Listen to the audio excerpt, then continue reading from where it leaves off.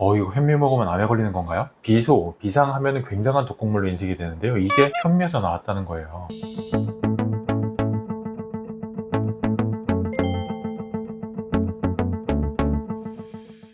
안녕하세요. 아임닥터 임창락입니다. 오늘은 현미에 대해서 얘기해 볼 건데요. 현미에 관한 기사가 얼마 전부터 계속 나오고 있는 것 같아요. 현미를 먹었을 때 어떻게 되더라? 자, 이런 기사인데요. 혈당 잡는다고 현미를 먹었더니, 그렇죠. 현미 많이들 드시죠. 건강식으로. 그랬더니 거기에 1급 발암물질이 검출됐다. 이거 배신이다. 이런 말도 있고, 건강식일 줄 알았더니 1급 발암물질이 검출되었다. 이거 현미 먹으면 암에 걸리는 건가요? 오늘 한번 사실에 대해서 알아보려고 합니다. 자, 이런 기사가 나온 거는 이 논문이 바탕이 돼요. 여기 알세닉이라고 되어 있는 게 비소거든요, 비소. 비소가 현미에서 검출이 된다는 거예요. 이게 1급 발암물질이라는 거죠. 비소 혹시 들어보셨나요? 비상이라고도 부르죠. 독극물이에요. 옛날부터 왕을 암살할 때 사용했던 독극물. 우리나라에도 고대 사극 보면 사약 같은 거 이렇게 내리잖아요. 그 사약에도 들어간 적도 있고요. 주로 이런 암살이나 누구를 죽이려고 이런 것들에 사용되는 거라서 비소, 비상 하면은 굉장한 독극물로 인식이 되는데요. 이게 현미에서 나왔다는 거예요. 무슨 일이죠? 브라운 라이스, 그 현미죠. 그 다음에 화이트 라이스, 백미.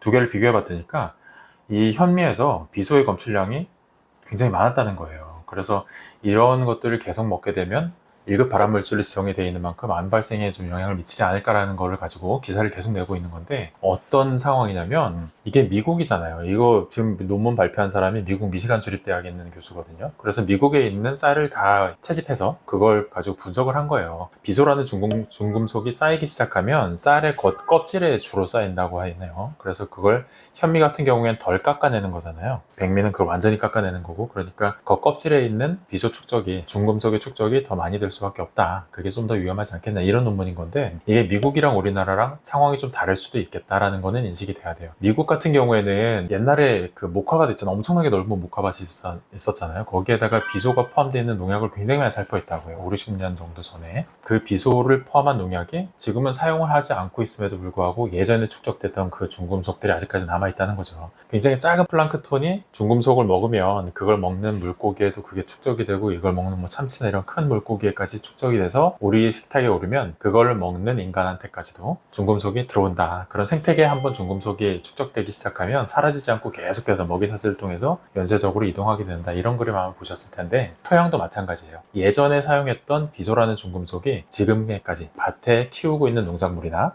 그 밭 주변 혹은 그 밭에서 녹아난 중금속이 물로 흘러들어가서 그 물을 사용해서 경작하고 있는 그런 쌀에까지도 영향을 미치고 있다는 거죠. 이런 게 계속해서 축적되면 문제를 일으킬 수 있겠다라는 건데, 우리나라 상황은 어떨까요? 그건 니네 나라 얘기고 우리나라는 이런 의문이 떠오르죠. 비소뿐만이 아니라 그 현미나 쌀에 축적되어 있는 어떤 농약 성분들도 우리의 건강에 악영향을 미칠 수 있잖아요. 그러니까 농약에 대한 관리는 잘 되고 있는 건지 먼저 좀 살펴봤는데, 우리나라 식약처에서 잔류농약, 일단은 문제되는 게 농약에 대해서 잔류농약 검사를 해봤더니까, 여기 보면 현미도 있죠. 현미나 애호박 이런 것들 16개 품목을 검사해 봤더니 무려 518종이나 되는 농약 잔류량이 모두 허용 규정 안에 들어왔다는 거죠.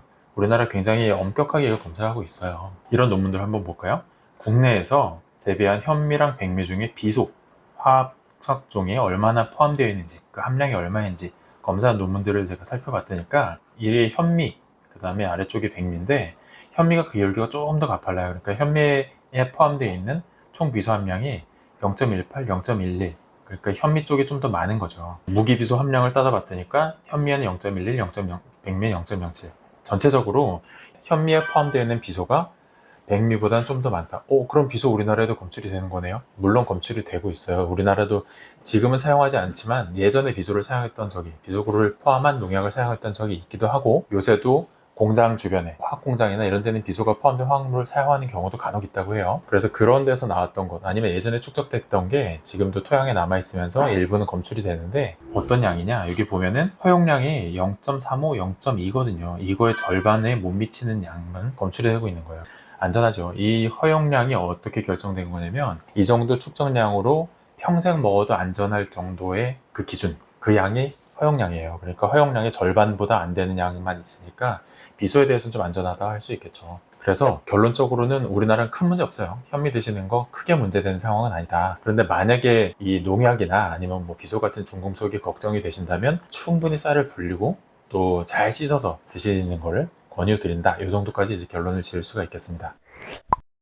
자, 오늘은 현미에 대해서 알아봤어요. 현미 굉장히 건강하다고, 이거 혈당도 좀 늦게 올리고 섬유질도 많이 포함되어 있고 해서 건강하다는 인식이 있어서 현미를 많이 드셨는데, 얼마 전 기사에부터 자꾸 이게 발암물질이 포함됐네 이런 기사가 나와서 저도 깜짝 놀라서 살펴봤거든요. 그런데 결론적으로는 우리나라 굉장히 엄격하게 관리하고 있고 안전한 상태라고 결론 지을 수가 있겠습니다.